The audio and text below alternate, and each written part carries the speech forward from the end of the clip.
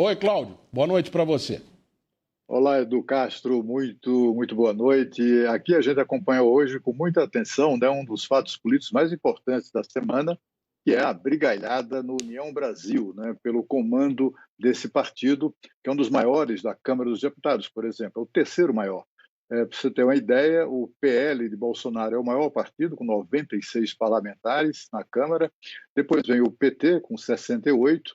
E, em terceiro lugar, com 59, vem exatamente o União Brasil, que é produto da fusão dos antigos PSL, pelo qual Bolsonaro foi eleito presidente em 2018, e o DEM, o Democratas, né? Os dois se uniram, criaram um partido gigantesco, bastante significativo na Câmara, manteve uma bancada expressiva na eleição de 2022, portanto, dos partidos, por exemplo, que tem direito algumas das maiores fatias daquela coisa indecorosa chamada fundão eleitoral ou fundão partidário. Mas essa é outra discussão.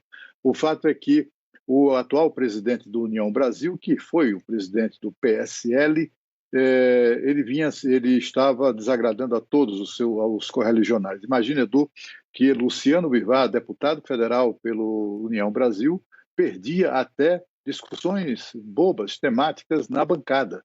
O que ele defendia, em geral, tinha a reprovação da quase totalidade dos deputados do União Brasil.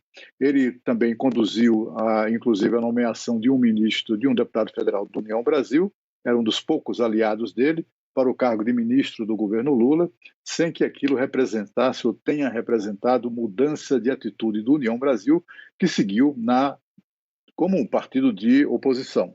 E, bom, ele, em razão da dificuldade de diálogo, etc., ele acabou sofrendo a ameaça de destituição no ano passado da presidência do União Brasil. Mas aí, depois de muita gente interveio, etc., e acabaram fazendo um acordo que ele aceitou, pelo qual ele permaneceria no cargo até amanhã, dia 29 de fevereiro, que é a data da Convenção Nacional do União Brasil. Ele concordou em passar a presidência para o seu vice, o advogado Antônio Rueda, que, ao contrário dele, exatamente firmou a reputação de um sujeito habilidoso, alguém muito discreto e que também tem grande capacidade de articulação política, etc. Caiu nas graças dos seus correligionários e o nome aceito para assumir a presidência do União Brasil. Mas aí o Luciano Bivar, agora, às vésperas da convenção, resolve chutar o balde e roer a corda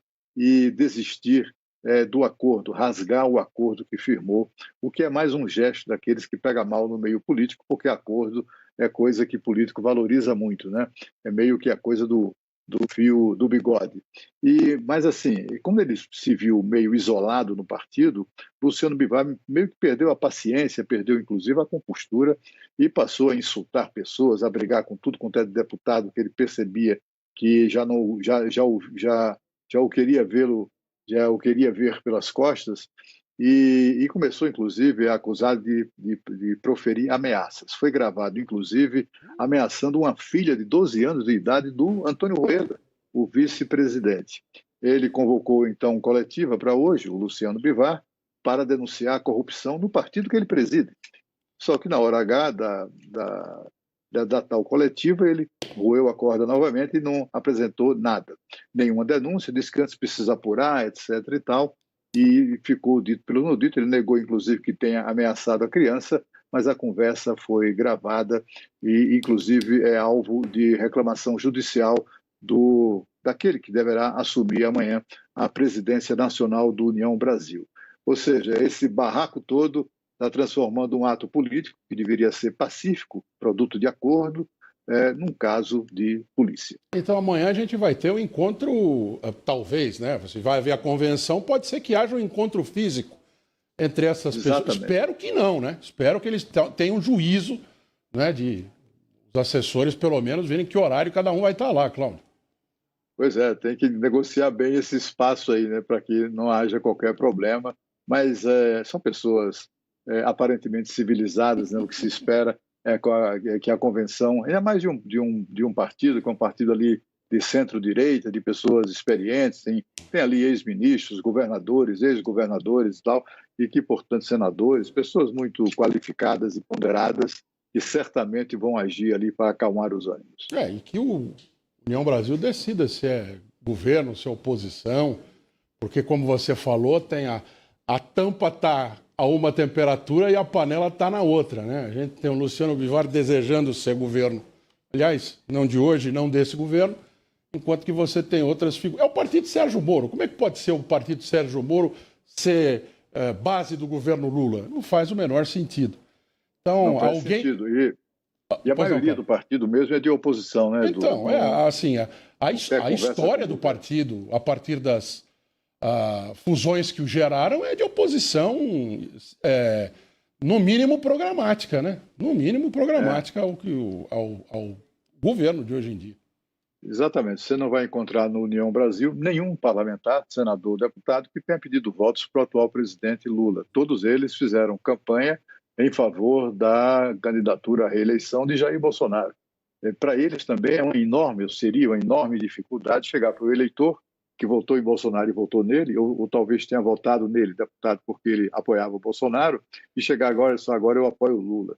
Isso para eles também é uma enorme dificuldade.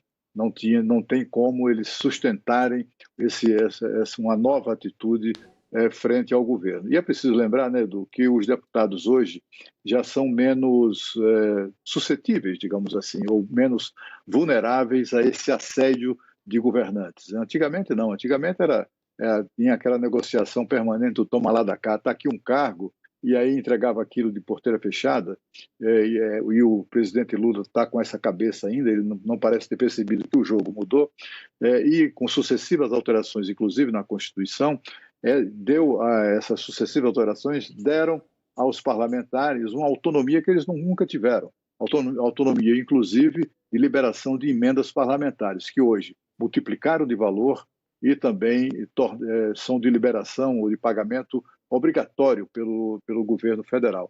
Portanto, assim, os deputados não tem porquê, no caso do União Brasil, por exemplo, correr o risco de desagradar o eleitor, passando a apoiar o governo, em troca de quê mesmo, né? Não há nada que seja tão aliciante que os faça mudar de atitude radical desse modo. O ponteiro foi daqui para cá com muita velocidade. Vamos tentar ver se ajusta um pouquinho, né? Mais dinheiro para o orçamento e também uma quantidade que o parlamentar sinta-se desse jeito que você está dizendo. Bom, vamos lá. 0-0 até agora. Palmeiras e Portuguesa jogando no Canindé aqui em São Paulo. Uma chuva miserável, mas um tapete lá no Canindé. Então a gente espera que dê para, né, jogar um futebol de qualidade. E o Botafogo? Bom futebol.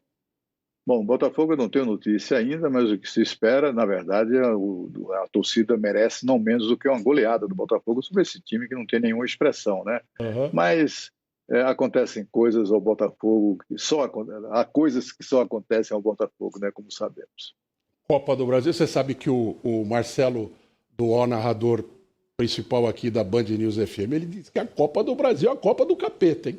Então é um problema manter a coisa no lugar. Cláudio, esperamos que com vitória do Botafogo e do Palmeiras a gente se encontre amanhã de novo. Até amanhã, então. Bom trabalho. Tchau.